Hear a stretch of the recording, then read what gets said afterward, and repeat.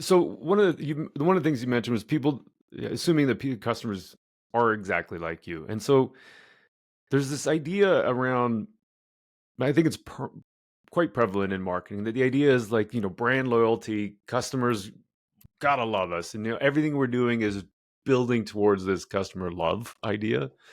And Yeah. then they become advocates, and like that's real where the real money is made. And Yes. so because they have to be like us, I think is part of the rationale on that. And so Yeah. is there like you mentioned that specific one with Byron and Jenny and the Ehrenberg back, but like a lot of us have been trained on this Kotler-esque kind of world where that isn't necessarily exactly what Kotler was preaching, but that idea around loyalty is definitely in a lot of the work from them.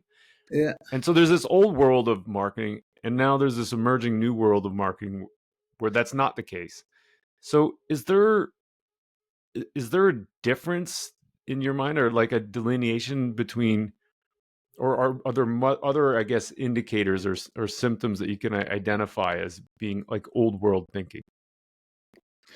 So I think in marketing there's a lot of old world thinking, right? I mean, it's almost like I think this is a quote from like 100 years ago that every kind of business manager that claims that they don't care about theory and they don't read economics journals, they're always following some defunct, deceased economist. So everybody's following some theory, they just don't Yeah, realize it. they just yeah, right. And so a lot of the old school thinking, so Kotler is basically kind of 60s. Andrew Ehrenberg, the late Ehrenberg, right, where the Yeah. Ehrenberg Bos Institute kind of feelings of underdog, is basically did his best work in the 50s and the 60s. So this is really old, folks, right? So much Yeah. fantastic work has been done in, I would say, the 90s and in this century in marketing academia that Hmm. practitioners just don't know about. And so I've been very concerned with this and trying to bridge this gap with blogs and making all Hmm. my papers available for free, right? And I'll give my website for this one. But so I think they're both kind of old school thinking.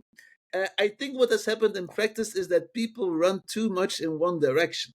And so Mm. for instance, yes, brand loyalty does matter, right? If you could be like Apple with, Apple boys and girls, fan people that kind of defend you, and that you get all of this free publicity just for announcing a new product, that would be Yeah. perfect, right? But we can't all be like Apple, and we shouldn't, strive, I would say, to be that.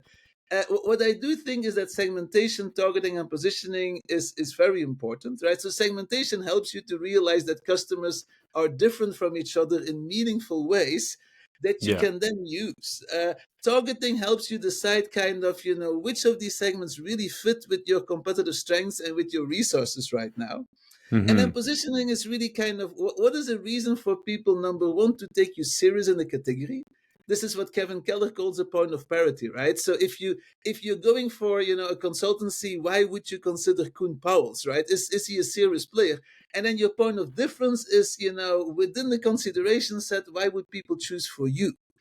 and Right. so and so and I think this is still enormously powerful. I think what practice have run too much with is going deep into brand personality and brand love, right?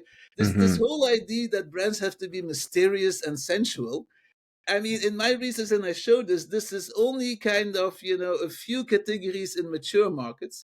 I mean, people in India and China typically don't care whether you're mysterious and sensual. They want something that is really functional, that other people also use, and that is Sure. reliable, that signals their status, right? So it's very different from what we have. So I think practice ran a bit too much with it. At the same time, so kind of Ehrenberg and the kind of the other people kind of espousing the ideas, right?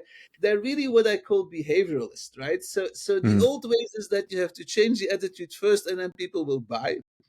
And they're saying, no, you should just change people's behavior because what they tell you on a survey is just a reflection of their behavior. And you should just change their behavior.